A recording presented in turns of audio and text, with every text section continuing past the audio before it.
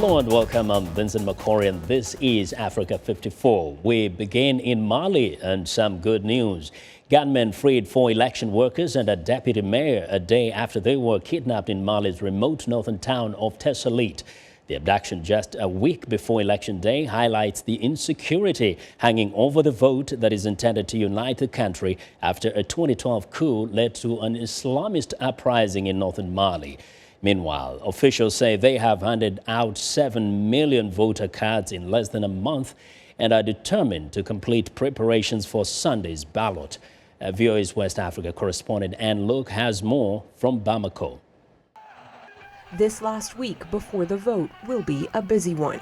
Mali is trying to emerge from a year and a half of unprecedented crisis.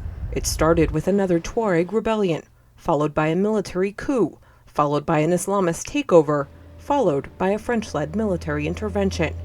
Candidates are all campaigning on pretty much the same platform, making sure this never happens again. They are pledging to fight corruption, build a stronger army, and heal long-standing communal tensions once and for all. The country's largest political party has backed a relative unknown, Gunmen Dembélé. Malians must forgive each other today and shake hands for national reconciliation. Many Malians blame the crisis on those who governed over the past 2 decades. Several of the top candidates, like Modibo Sidibé and Ibrahim Boubacar Keïta, are former ministers and prime ministers, and longtime fixtures on Mali's political scene.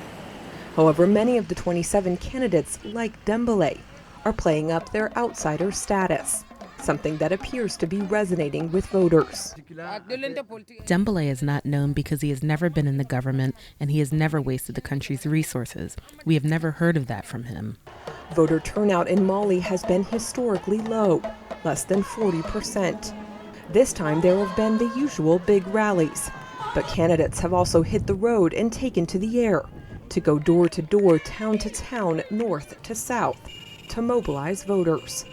Election officials are working against a fierce deadline. Confusion remains about where and how to vote. As of Friday, more than 2 million voters had yet to pick up their biometric voter cards. Voters like Gilbert Dembélé said it wasn't for lack of trying. This time it was easy, but I couldn't get my card 2 weeks ago. There were too many people here the first and second day, so I had to leave. There are high hopes for this election, but it's not without risk. One candidate withdrew from the race, saying the country isn't ready. Pre-election violence has flared in the formerly rebel-held northern town of Kidal. Hasty preparations and flaws in the voter list could open the way for results to be contested. Anne Luke, VOA News, Dakar. In London,